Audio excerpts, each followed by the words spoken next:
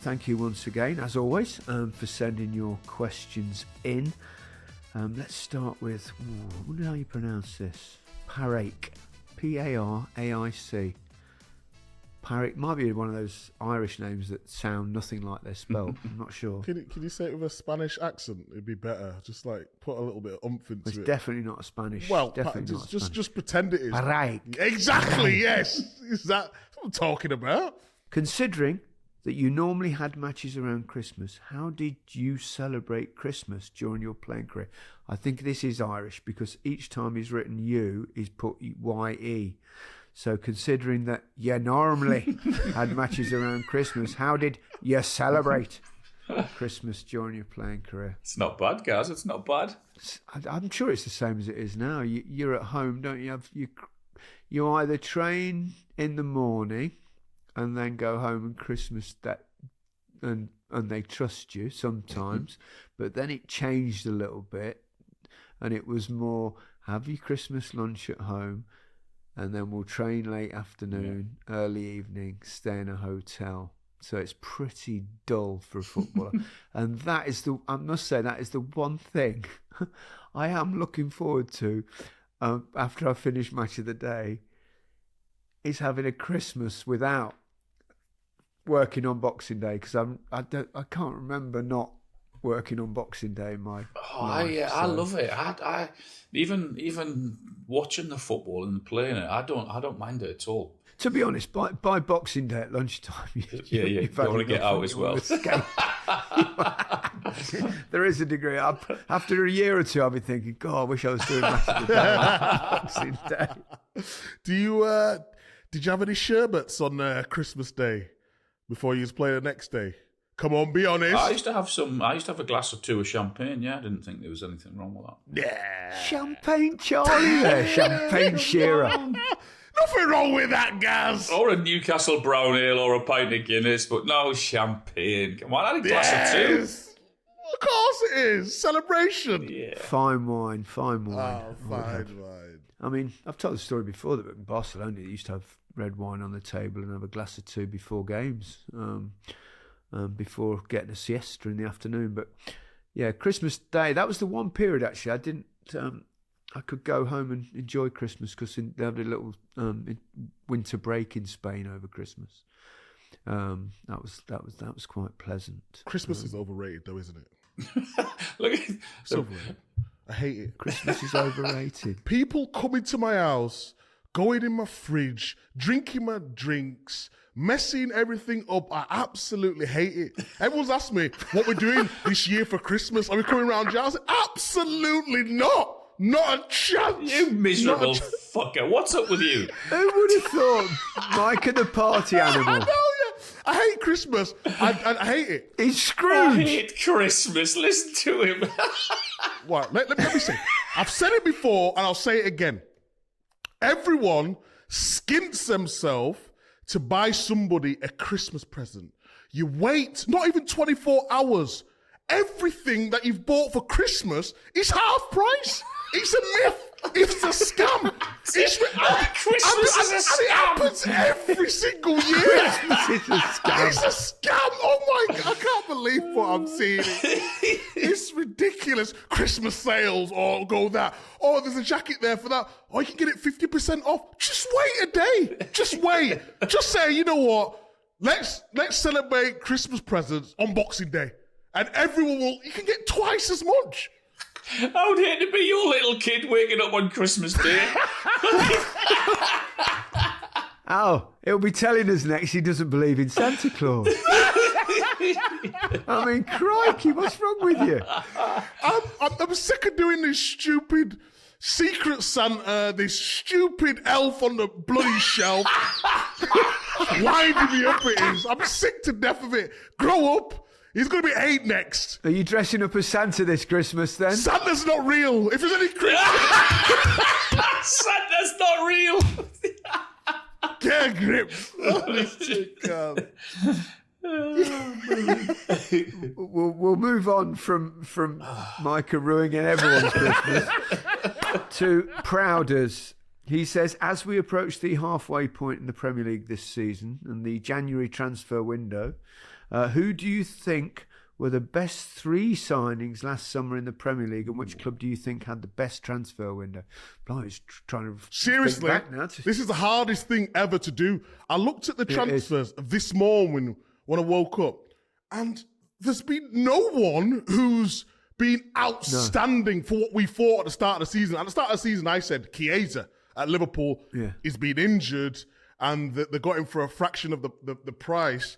But there's been no one who's been outstanding. Kilman at West Ham, but he's not really done much. You know who's done well? Transfer? I think Forest. Yes, Anderson, to name but one. I think they've done... Elliot Anderson's done really well. I think Milenkovic. I like Smith Rowe, Fulham. Yeah, he's done it reasonably well, I would say. But there's not been a kind of big new addition to the Premier League, is there? Not really. Nuttall's absolutely smashed it. Just be good signings, but no one who's, Onana at Villa has done pretty well, but then he got injured for a bit. He started well. Yeah. He scored a few goals, a little bit of steel in the midfield. Yeah. But, I mean, I wouldn't say he's been outstanding. He's been very good, hasn't he? He's fitting well, obviously coming from Everton, difficult place, and then, he's fitting into the system well, but I don't think he's been amazing. No. Okay, there's no massive standouts, really. But anyway, this is an interesting question from Steve Bonser. Apologies, Mike, you're not involved. If you could have scored any one of each other's goals, Alan and Gary, which one would you pick? Oh, goodness me. Ooh, which one of my 400 million tappings? What was that one that you volleyed in from right in the top corner? From about 30 yards. On the angle, or was it straight down the middle? Yeah, slightly on the angle. Against Michael and Aston Villa, I think it was. That was. I wouldn't mind it hitting one like that. It was a bit of a shank, though. No banter. I'm not even joking. He shanked that a little bit. That's what I talk about all the time, isn't it? You mishit the ball. It looked amazing because it went in the top. I'll take that back. I don't want to score a crappy miss hit. I would take any one of yours for when you got the golden boot in the World Cup. Anyone. Fair enough. Here's an interesting one from Michael Hamlin, and a tough one. Who are you taking in their prime? Bryan Robson or Roy Keane? I didn't see Bryan Robson play. Didn't you? No, only old videos, so I'd leave this to you two. I would say Roy Keane because I saw Roy Keane play, you know. Well, I played obviously you played with him, Gaz. Yeah.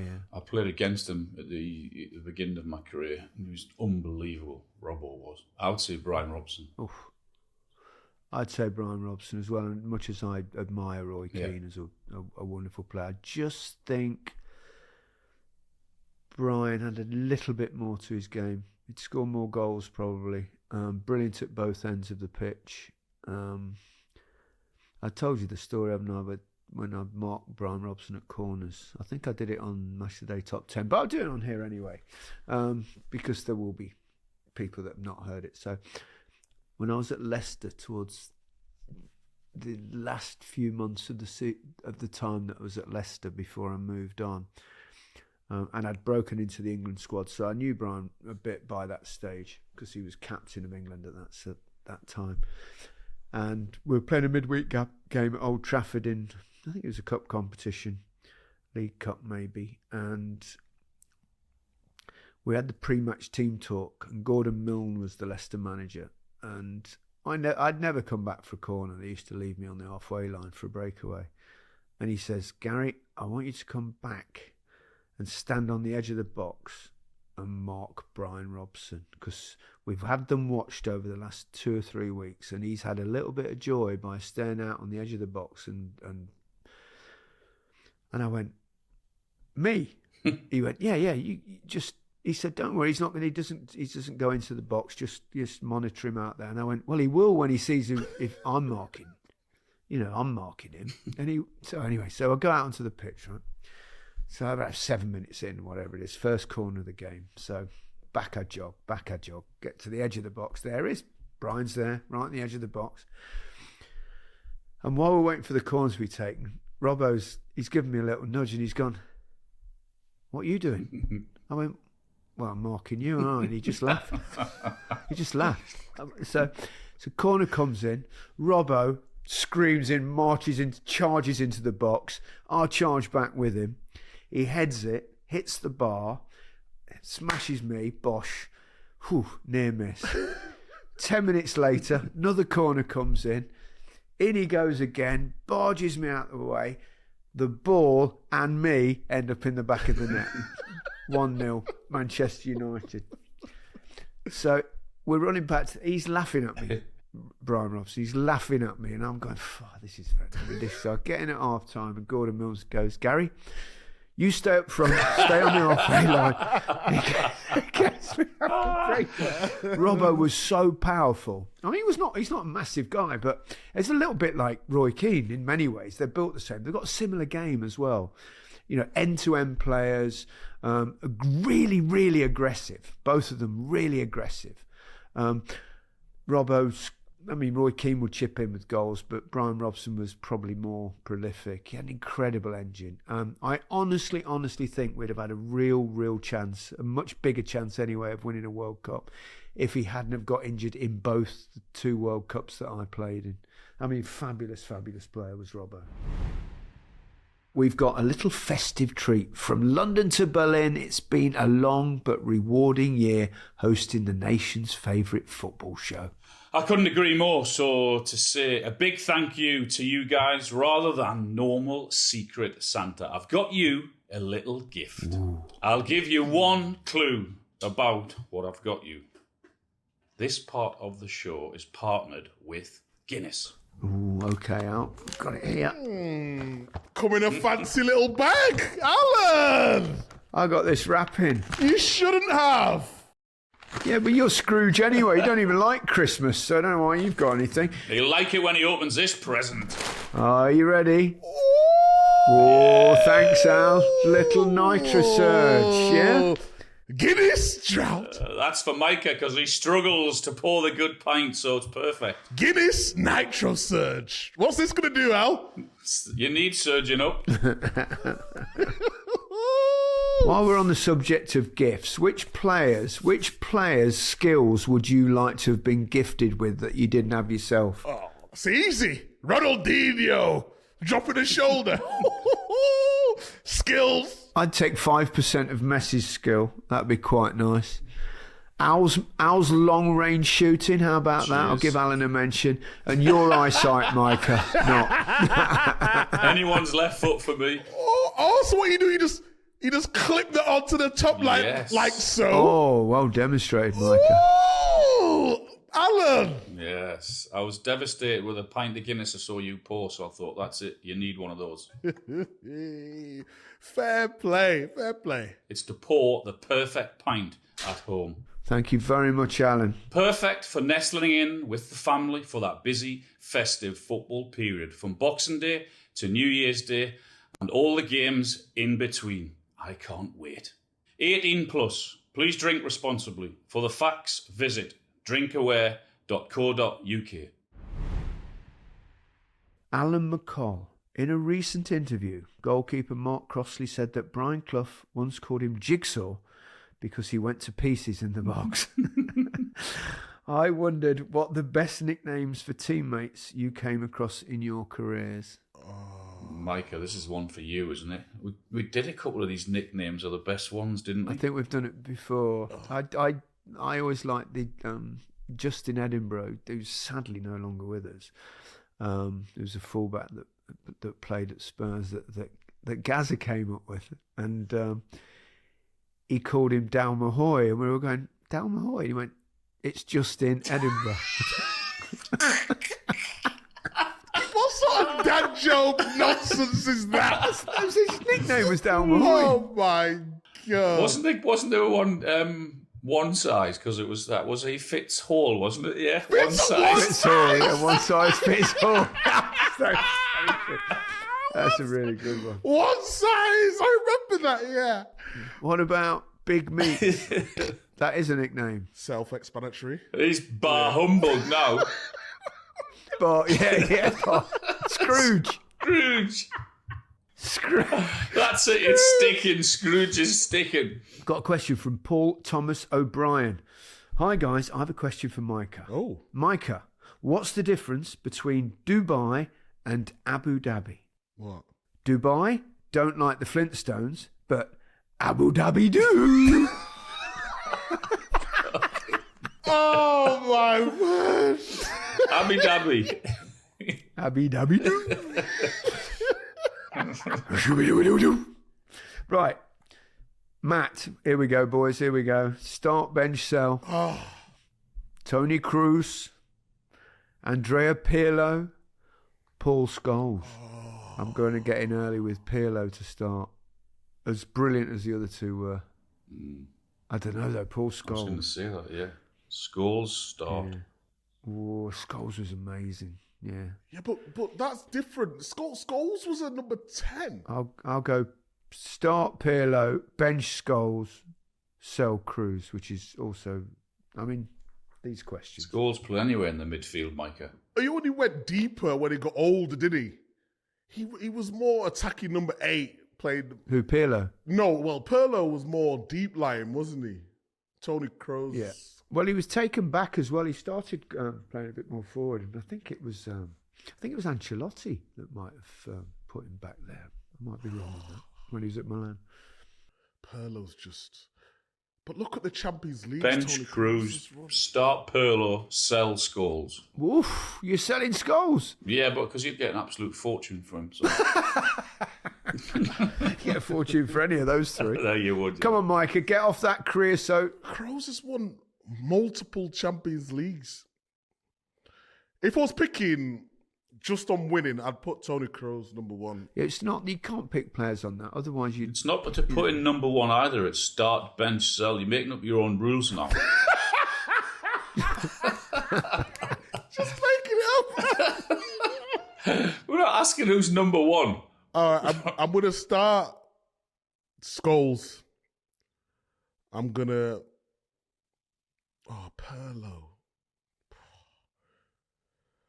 I'm going to bench... That's it for this week's episode. I'm going to bench... Oh, the edit will sort that out. Don't worry. H will take good care of me.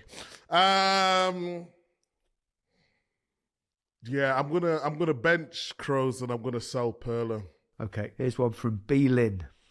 What are all of your favourite guilty pleasures to eat? Oof. Chinese. Chinese, Micah? Chinese food. Salt and pepper chicken wings. What's your order? Oh, what in my order? Everything on the menu. There's a lot on the menu in a Chinese restaurant. Okay, so what do I go with? I go with salt and pepper chips, chicken curry, special fried rice. Oh my gosh. Vermicelli. Crispy duck? Peking duck. I go with, I said chicken What are you doing wings. now? What are you doing? I was ducking. You're ducking. I'm ducking. There's something wrong with you. Hey, Micah said duck. I give you one of them. I thought you were trying to stick your head in. Which reminds me, actually, it's something we didn't cover on the Monday edition. What? We forgot Manchester City. Kyle Walker. Oh. Talking about sticking your head in. Yeah, that was embarrassing. I mean, we So can't bad. let him off the hook for that because Kyle, mate, that was So embarrassing. bad. Terrible. Why do players do that now? You know that there's a million cameras in the ground. You know there's VAR. Why would you even try and pretend that you got headbutted there? I mean, if he did it at the start, you could say, but he waited.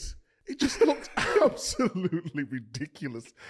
And I knew he was going to speak about it at half time. And I knew Roy wanted to absolutely put him away. So I was just like, yeah, he knows better than that. What's your guilty pleasure to eat then, Al? Oh, I mean, I like most things. Once I have one hobnob with a cup of tea, I can't stop. Hobnobs, I can go through the whole packet. What? Who's knob? Hob, I've never heard of him. Hob. Hobnobs. Hobnobs you like, do you? I love them. What flavour do you like? Chocolate, Different man. flavours. Beautiful. Did you do white chocolate ones? No, not that I know of. Dark, is it just dark chocolate, is it? Milk chocolate, Micah. Milk chocolate. Milk chocolate. Milk chocolate. I quite like milk chocolate, but a packet of salt and vinegar. You wouldn't expect me to say anything less, would you? Oh, leave your sponsors away! What You a dick you are! absolute idiot! Not everything has to be a sponsor, you know that. You've got a contract for 30 years. You don't need any more money, Gas. Let it go. Seabrook's way better. We know that. It's not about the money, Micah. It's about loyalty, and it's about superiority over all other brands that Walkers have in terms of that. How's Next coming along anyway? Are you all right with Next? Is Next any new Yes, Next? I'm looking forward to my next modelling range. I think David Gandy's exceptionally worried at present. You know what's funny about your Next deal, though? He's got Honestly, real competition at last. your Next deal is hilarious because, like, some of the faces that you pull. Do you like it, my model face? You're a good-looking son, aren't you? It pisses me off. I swear to God. Some of the faces, like, look at me. I'm Gary Lineker. I'm a multi-billionaire. Honestly, I do. To use one of Alan's words, I did feel a bit of a hobnob doing it sometimes. That because when the photographer says, "No, I want a real serious face," and I go, "Okay, I'll do my best. But it's a lot of fun, and they're lovely people to work with. So, and what a wonderful place to finish this week's question and answer episode, which has been a lot of fun as always. We'll be back on Friday. We'll see you then. Goodbye from me. Goodbye from me. Goodbye from me. Have a good week, Scrooge.